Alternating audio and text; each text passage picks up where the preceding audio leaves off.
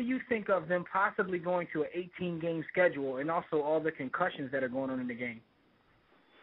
Well, that's one of the holdups right now as far as the CBA, the collective bargaining agreement, that if it is not signed by March the 3rd, that means there's going to be a lockout and they might be going on strike. But one of the things is the 18-game schedule, that the players don't want to do it because of the injury factor. You know, the more games you play and the later the season, you know, guys are hurting. You know, you can't play in the NFL and not hurt during the season and after the season, just like the guys playing in the Super Bowl now. Some of those guys are banged up and stuff from the season. And to extend it for 2 more games, you know, it just means that there's more chance of injury. And that's what the guys are trying to fight against, them not extending this 18-game schedule. That's one of the main things. Yeah. So what was the other question? With all the concussions and all the rule changes, what's your opinion on the concussions going on these days? Oh, yeah, well, look, the concussions didn't just start. I had 3 that I remember, you know, back in the day. And Andre Waters, who played for the Eagles, Andre said he had 16 or 17 that he remembered. You know, and then he ended up putting a gun to his head because he couldn't deal with it any longer. You know, back in the day we had... That's actually something that we talked about in the war room some weeks back, and we all kind of agreed on that. Like, the concussions had to be there before. The only reason that, you know, they're making a big deal out of it now because they're changing rules because of it, and, you know, players can't just come back into the game. You know, you have to do the concussion test, and you might miss a week or 2. So, yeah, just as we thought. You know, we know you guys were getting concussions just as well, but now they're just, you know, publicizing it a little bit more. Yeah, well, the thing is that the retired guys that played back in the day and during the 70s and 80s, some of those guys are suffering from dementia, including my roommate, Willie Wood, and a lot of that came from their headshots and concussions.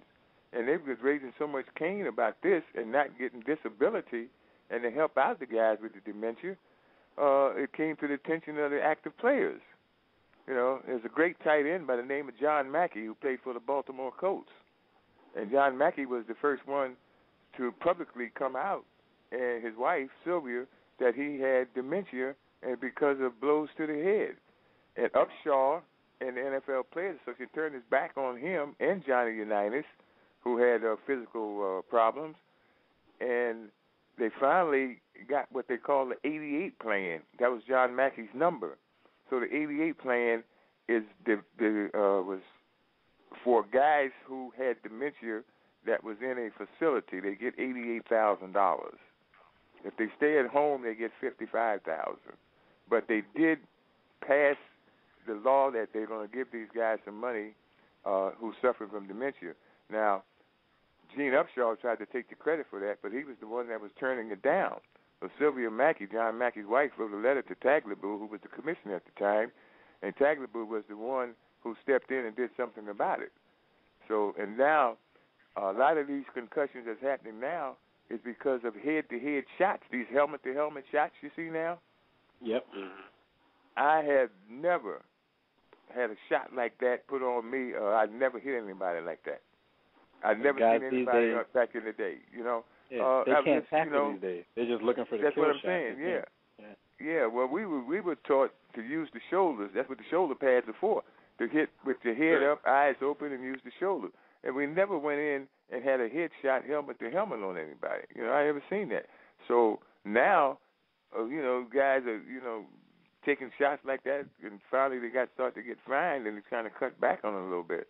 But I don't know. I was afraid of hurting myself, you know, doing something like that, going in with the headshots. I've seen guys, you know, get knocked themselves out going in there, delivering a blow on another guy. Yeah. So. It's the war room with 5 nights at the round table. 5 Philly guys, diversified and educated.